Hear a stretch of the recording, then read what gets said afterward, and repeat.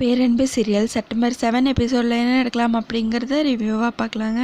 மங்கை எப்படியோ ஐயப்பன் பாண்டியன் கிட்ட பேசி எப்படியோ ராஜிமா வீட்டுக்கு ராஜிமாவை பார்க்கறதுக்காக கூட்டிகிட்டு வந்துடுறாங்க.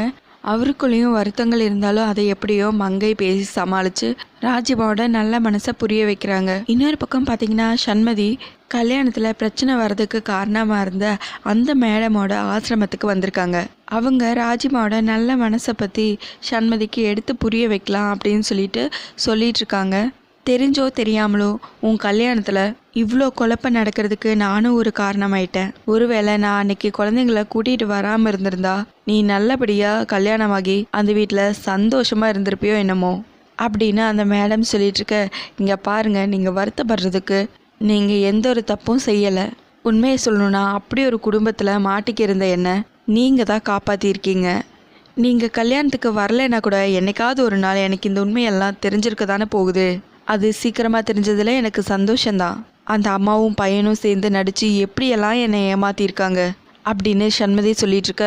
இல்லை சண்மதி, உனக்கு இன்னும் அந்த அம்மாவை பற்றி சரியாக தெரியலன்னு நினைக்கிறேன்.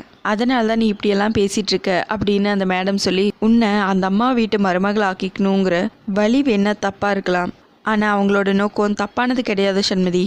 இந்த உலகத்தில் யாருக்குமே கெடுதல் நினைக்காத நல்லது மட்டுமே நினைக்கிற ஆளுங்க ரொம்ப கம்மி சண்மதி.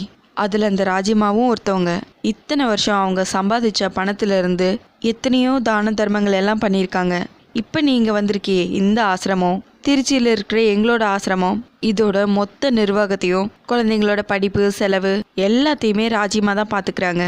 எல்லாரும் நல்லா இருக்கணும்னு நினச்ச அந்த அம்மா இப்போ எந்த நிலமையில இருக்காங்கங்கிறது உனக்கே நல்லா தெரியும் அப்படின்னு அந்த மேடம் சண்மதிக்கு எடுத்து சொல்லி புரிய வச்சுட்ருக்காங்க. இன்னொரு பக்கம் ராஜிமாவை பார்த்துட்டு வந்த ஐயப்பன் பாண்டியன் மங்கையோடு சேர்ந்து சண்மதி கிட்ட, நீ கொஞ்ச நாள் அந்த அம்மா பக்கத்தில் இருந்தா அந்த அம்மா குணமாயிருவாங்க.